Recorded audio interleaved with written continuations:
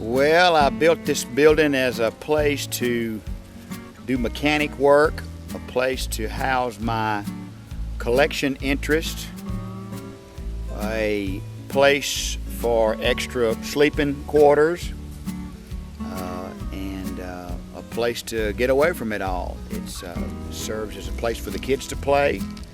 It's an office. It's a place to put cars and motorcycles, do mechanic work, store motorcycle parts, and the like.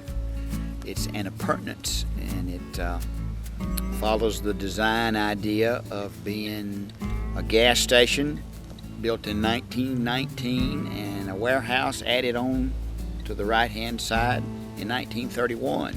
Well, we had three gentlemen from Al Jones Architect in Baton Rouge make the basic design. I said, hey, you want to rebel from Pops, from your daddy's country French Louisiana junk? Let's do something completely off the wall. I said, yeah. So they really liked that idea. So they drew the basic structure. This light tower was originally the radio antenna for our gravel operation out at Woodworth. It was and on top of it is a light that was on my great Uncle Herman's dredge boat in 1935, and it was a radio tower, and now it's a light tower with an old dredge boat Fresno lens light on top of it. The drag line was a Bucyrus Erie 22B that belonged to my daddy that used to load railroad cars out at the gravel pit when we loaded out gravel from the gravel pit on a train. That's Daddy's old Bucyrus Erie 22B. Our Esso sign out front is, of course, Mr. Smith's gas station. He was an Esso dealer, and my grandfather, William Wallace Bossier, worked for Standard Oil in Baton Rouge for 40 years, so we always bought Esso gas. This porch, as you might say, the front awning or porch on the building is the back of Great Uncle Herman's 1935 built dredge boat. We used to mine gravel. We've mined gravel out at Woodworth for about 60 years, the family has, and that's the back end of his dredge boat. That's the number 5 dredge boat. It sank. I pulled it up on the bank. I took the back of it off and I salvaged it. I salvaged the pipe uprights, the winch, and the tie down that you see. That's all from Great Uncle Herman's dredge boat. I have a photograph taken in 1947 of that dredge boat. Shows all those pieces. That's where the light on top of the tower came from. The smokestacks on top of the building came from that same dredge boat built in 1935 by my great Uncle Herman. The gas pump is a way that I dispense fuel to my motorbikes. All of the fuel is treated, and of course Esso Extra, premium, nothing but the best. That's what we put in our bikes. See, Sinless Cycles comes from, there's really nothing wrong with having a motorcycle. It'd be handy if you didn't get killed, but Pop bought me a bike, but he really hated them. And he bought me a bike, but he really didn't want me riding it, so I only got to ride it in that small window of the summers. Well, now that I got bikes, there's really no sin in having a motorcycle. It'd be bad if somebody in a car ran over you, and that's where most of the danger is, and I love them. So Sinless Cycle Service, Sinless Cycles, I thought it kind of went together in case anybody wants to give me grief about having so many motorcycles or having any at all. I could say, well, there's no sin in that. That's just your opinion. And so.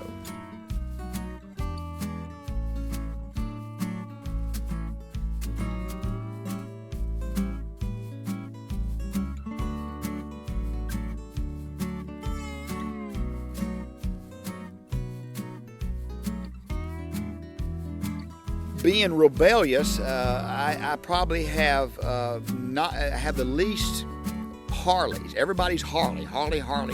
I've had a few. I've got a couple rare ones, but almost in a sense anything but a Harley. Now I do have an old 36 knucklehead, but rare, exotic, strange bikes. I have a lot of Italian bikes. I have custom bikes. I have Gezzy Bryan I have a Ecos Heretic. There was only 58 of them built. I have a Vetter Mystery Ship. There was 10 of those built. I have a Ducati Mike Hellwood Special. There was only 2,000 of those built. I have a Buell RR1200. There was only 50 of those built. They're pretty exciting when you know that there was only a few in the world and they were built 20, 30 years ago. Makes them fun. Richard Kyle bought the Alexandria City compound downtown where they used to service and repair all of the City of Alex equipment. I got the doors.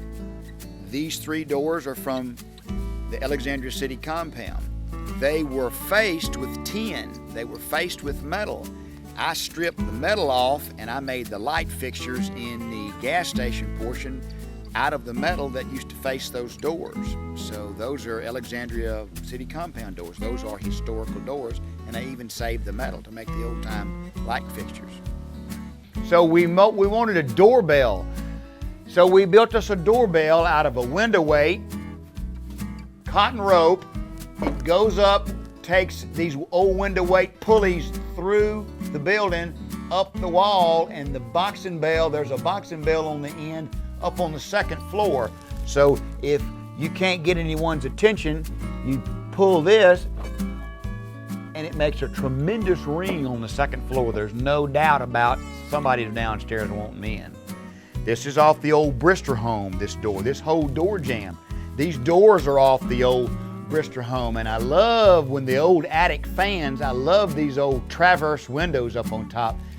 These are operable. You fold them down and it allows the air to circulate. I love that kind of stuff. This is the door off the old Hayworth grocery, and this is the kind of burglar alarms they used to have in the old days. This door is about 2 inches thick. These old lighting fixtures were made as a memory from my school, grammar school days.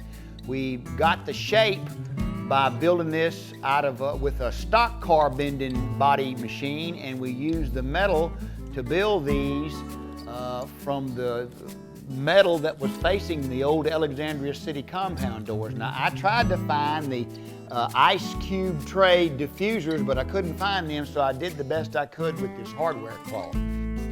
Now, this lift was built from parts of the old Murray Street Bridge. The drawworks that raise and lower it came from one of Pop's old asphalt plants, and I use it in case I need to change the motorbikes upstairs. They may need servicing, they may need riding, I may want to change the ones that are up there and displayed. So, and any kind of heavy things we need to take upstairs when we're having parties and stuff. So this thing has been handy as a pocket on a shirt, I guarantee you. We haven't always had indoor plumbing, but as I scavenged up the old sinks and the old toilet and everything, we added on a closet-sized indoor bathroom. And now we saved some boards from some old bathrooms, and we thought that the pink was pretty tasteful. You know, it's a kind of a ladies' place. And we have a tin shower, and we have a very small, cramped, tin-roofed bathroom with pink boards. We like it. We like it. All you need, you know. The windows, the large wall of windows, are the windows from the PGT Beauregard dormitory at LSU. There's 5 dormitories in a pentagon near the Indian Mound, and they were redoing the last of those dorms to energy efficient windows. They were going to throw those windows away, and I got a hold to the little Cooney contractor, and I said, "What you going to do with them windows?" And he says, "Take them to the landfill." I asked him, and he give them to me. So those are, and originally the PGT Beauregard dormitory was a World War I Army barracks back when LSU was a war school. So they have a lot of history there also. You'll see a line between the 2 buildings, the 2 separate buildings, the gas station and the warehouse. You'll see where we broke the wall out of the old gas station and grafted the warehouse in. If you look down on the floor and look going up the wall, you see where the bricks were chipped out to graft this new warehouse onto the side of the gas station. We left all that to look authentic. An old elder in the church, John Sanford Phillips, worked for us at the pre-stress plant, and we got on a big jag with keeping up with our acetylene and oxygen bottles because we were getting charged rent for them. So the orders came down from high command to keep up with our bottles, so Mr. Phillips decided to lock them up in a little room. Well, on the door of the room where he was now keeping his acetylene and oxygen bottles, he took a can of spray paint in 1976. Keep out, A-R-E, you will be fired. So I took this entire door off of the room out at the pre-stress, and I moved it over here to save this wonderful writing from a wonderful man who no doubt helped pray me into the church. Keep out, or A-R-E, you will be fired. Unless you've showered outdoor naked, you've never really had a shower. I'm telling you what, it's the most wonderful thing to stand outside naked and take a shower. My grandfather had this at his camp, and he showered, had an outdoor shower, and you had to fight the wasp off to get in there, but it was the most wonderful feeling, all that fresh air. I love fresh air. So this is for Paw Bossier. There's the old porcelain soap rack. And this old-timey head makes the most wonderful stream. And we have holes to let air in, but a little gravel screen up there for privacy. I've checked it since I built it, and it's really not that private, but anyway, it's the thought that counts. The workshop area, what is now the workshop area, is the old retail area of the gas station when you used to come in and pay for your gas with cash and buy parts and stuff for your car. There had to be a nice bathroom for the ladies.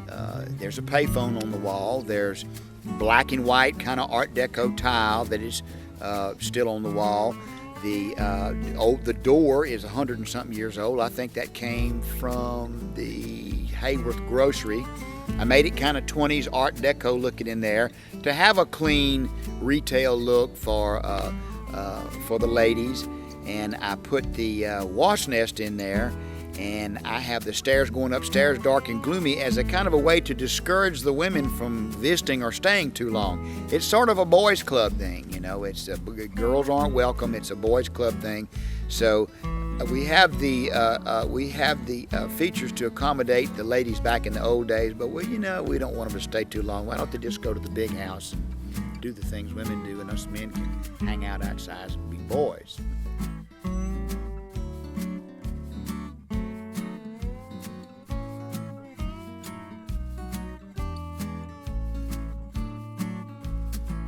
The office was built as an afterthought. As you can see, it only goes up, the walls only go up so high. It was built out of scrap lumber. The post office was something that I collected years ago and decided to use. If you'll notice, everything is open. Everything is cavernous. It's a wall, but it's full of openings. So you're inside this office, but you can really see and converse through the offices. Lots of old house windows. It only goes up so high. It's just the least amount of wall you could put up, but it gives you a separate room. My father was a boxer in high school and in the Army, and we watched the Thursday night, Friday night fights sponsored by Gillette Blue Blades when I was a kid, and I've always been interested in boxing, particularly John L. Sullivan, the last bare-knuckle boxer in the world, and Jack Johnson, the first black heavyweight in the world. Those are two of my favorites. But the old boxers that fought until somebody fell out horizontal. They fought until you couldn't answer the bell. But here's your last bare-knuckle boxer in America, fought by London prize rings rules. The round wasn't over till somebody was out. And here's the first black heavyweight championship, Jack Johnson. Had 4 white wives. Now, I was always mechanically inclined and was fascinated by a Murphy bed, where you could have nothing one day and then something the next day. So when I designed the building, I wanted to have beds, but I didn't want them in the way all the time. So I built a couple of Murphy beds, king-size Murphy beds at that, so you can sleep folks comfortably out here, and when you're not using them, fold them up in the wall and they're out of the way.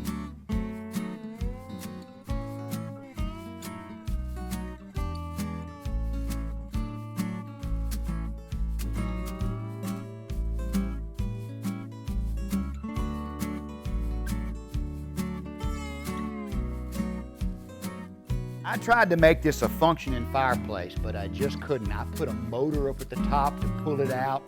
You got to remember, a fireplace has 3 sides to help channel the smoke. This one has none. Well, I tried my best. Well, now we're making it a fake fireplace. So I've got some fake logs in it. I've got a ring of fire in here, but still it's not heating up these logs and making them radiate out. So I'm going into about the 3rd phase of how to make this a heat generating fireplace. But this is a key part. This is one of Pop's old railroad car tunnels. That's the pre-stressed plant's air compressor reservoir. That's the Murray Street Bridge. That's rebar from a bridge girder. Everything we could scrap up. The screen inside here comes from the gravel plant. And this is like the old country stores. They had metal down around the wood burning stove, and I think for at least 2 reasons. One was the sparks coming out and popping, but on the front of a wood burning stove, there was a lot of traffic where people snuggling up to the front of that wood burning stove, and those old pine floors, they would wear down. A pine board will wear down. So I think the metal flashing around an old wood burning stove served at least 2 purposes, one for fire and one for wear. This one particular one has got 5 pieces of wood. 3 of them are probably rotten. So he used whatever it took to make it structurally sound. He spliced and splinted and patched, and that's how I knew that me and this guy were going to get along. When he first started, he built the stairway coming up here, and he used a rotten board for the steps. And when you walk, you step on that soft piece of wood. When I felt that, I said, woo, this is perfect. Me and this Babin boy are going to get along just fine.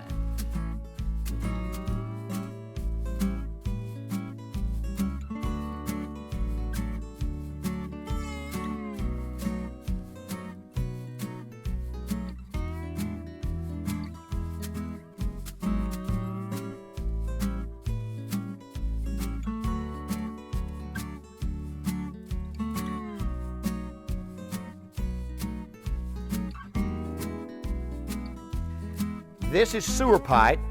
It serves a couple of purposes. One, it lets you know that it's time to stop, because you can definitely fall out the window. There's not a lot of safety devices around here. If you're determined to fall out of the building, go ahead. But the sewer pipe is somewhat of a reminder.